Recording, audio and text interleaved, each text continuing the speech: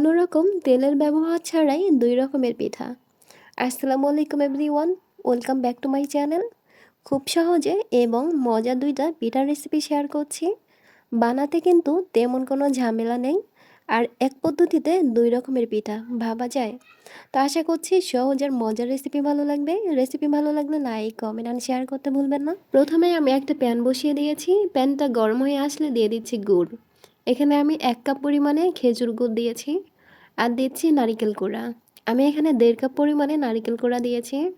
তো এখন গুড় আর নারিকেলটাকে ভালোভাবে মিশিয়ে নিচ্ছি। ২ থেকে ৩ মিনিট জাল করে এই গুড় আর নারিকেলটাকে একটানা নাড়াচাড়া করে ঘন আর আঠালো হয়ে আসলেই চুলা থেকে নামিয়ে নেব। তো অনেক বেশি জাল করা যাবে না, অনেক বেশি জাল করলে কিন্তু একদম তিতা লাগবে। তো এটা হয়ে গেছে। তো এখন আমি চুলা থেকে নামিয়ে একটা বাটিতে তুলে নিচ্ছি। তো এখন আমি একটা প্যান বসিয়ে দিয়েছি। তো এর মধ্যে আমি পানি দিচ্ছি। এখানে আমি ২ মগ পরিমাণে পানি দিচ্ছি আর দিচ্ছি লবণ। এখানে আমি ১ চা চামচ পরিমাণে লবণ দিয়েছি। তো এখন পানিটাকে আমি বলক তুলে নিচ্ছি।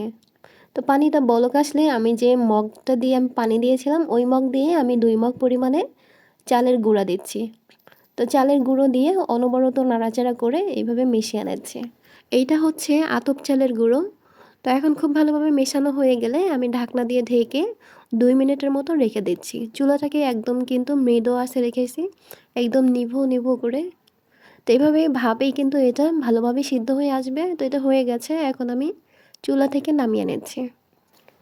চুলা থেকে নামিয়ে একটু ঠান্ডা হয়ে আসলেই আমি এই ডোটাকে একটু আটা মিশিয়ে ভালোভাবে মথে নিচ্ছি। তবে এই ডোটাকে খুব ভালোভাবে মথে নিতে হবে ৩ থেকে ৪ মিনিট সময় নিয়ে।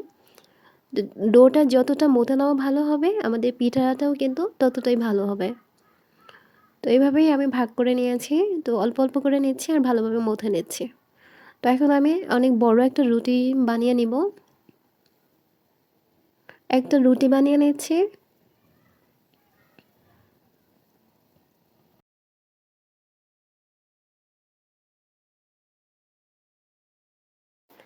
একটা বড় করে রুটি বানিয়ে নিচ্ছি। তো রুটিটা বানানো হয়ে গেছে। তো এখন আমি নারিকেলের পুর দিয়ে দিচ্ছি একটা সাইডে। এভাবে দিয়ে আমি ভাঁজ করে নিচ্ছি। এখন আমি একটা স্কেল নিয়েছি, স্টিলের স্কেল। তো এটা দিয়ে কিন্তু খুব সহজে সুন্দর করে পিঠাটা শেপ দেওয়া যায়।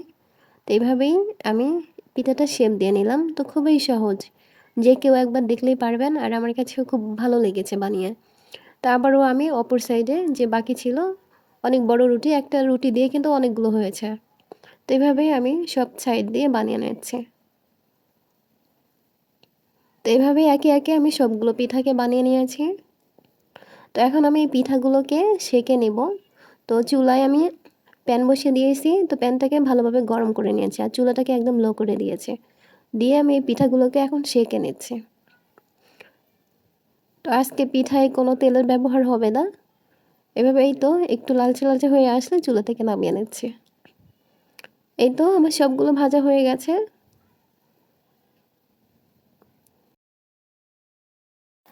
এখন আরেকটা পিঠার শেপ দিব। তো এর জন্য আমি একটা বড় করে আবারও রুটি বানিয়ে নিয়েছি। তো এদিকে আমি নিয়েছি একটা টিফিন বক্সের মুখ। তো এই মুখটা দিয়ে আমি গোল করে রুটির মতো ছোট ছোট করে বানিয়ে নিব।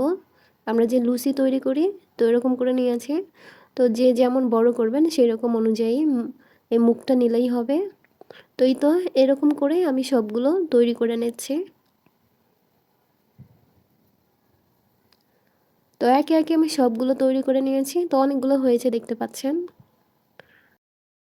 তো এখন একটা রুটির পিস নিয়ে নিলাম। তো আর দিয়ে দিচ্ছি এই যে পুর, নারকেলের পুরটা দিয়েছি আর এইভাবে মুখটা বন্ধ করে দিচ্ছি। এখন আমি কাঁটা চামচ দিয়ে এই সাইডে এইভাবে ডিজাইন করে দিচ্ছি। তো খুবই সহজ, আমার কাছে এই ডিজাইনটা খুব ভালো লাগে। কোনো রকম কোনো পরিশ্রম নেই, খুব সহজে আর দেখতেও সুন্দর লাগে। এভাবেই একে একে সবগুলো পিঠাকে আমি তৈরি করে নিচ্ছি। তো খুবই সহজ আর খুবই ঝটপট তৈরি করা যায়। তো আমার এই সহজ আর মজার রেসিপিগুলো যাদের কাছে ভালো লাগে তো লাইক, কমেন্ট অ্যান্ড শেয়ার করে পাশেই থাকবেন। আর ইতিমধ্যে যারা আমাকে অনেক ভালোবাসেন, সাপোর্ট করেন তাদেরকে অসংখ্য অসংখ্য অসংখ্য ধন্যবাদ। তো এই তো আমার পিঠাগুলো বানানো হয়ে গেছে। তো এভাবে আমি সবগুলো পিঠা তৈরি করে নিয়েছি। তো এই তো আমার সবগুলো পিঠা তৈরি করা হয়ে গেছে। তো এখন এই পিঠাগুলোকে আমি ভাপ দিয়ে নিব। তো এর জন্য নিয়েছি আমি রাইস কুকারের যে ঝারনি থাকে, তো এই ঝারনিটাতেই আমি তেল মাখিয়ে নিয়েছি। তো তেলটা অবশ্যই মাখিয়ে নিতে হবে, তাহলে কিন্তু এই ঝারনিতে আটকে যাবে। তো তেল ব্রাশ করে নেওয়ার পরে পানি গরম করে নিয়েছি। এখন আমি ঝারনিটা দিয়ে দিচ্ছি রাইস কুকারের উপরে, দিয়ে 10 থেকে 15 মিনিটের জন্য আমি ঢেকে দিচ্ছি। তো ঢেকে 10 থেকে 15 মিনিট পরে আমি ঢাকনাটাকে তুলে নিয়েছি। তো খুব ভালোভাবে সিদ্ধ হয়ে গেছে। আর এই তো পিঠা তৈরি হয়ে গেল। তো আশা করছি আমার এই সহজ আর মজার রেসিপি ভালো লেগেছে। তো রেসিপি ভালো লাগলে সবাই লাইক কমেন্ট শেয়ার করে পাশেই থাকবেন। আর পিঠাটা দেখতে কিন্তু অনেকটা লোভনীয়, আমার কাছে খুব ভালো লেগেছে।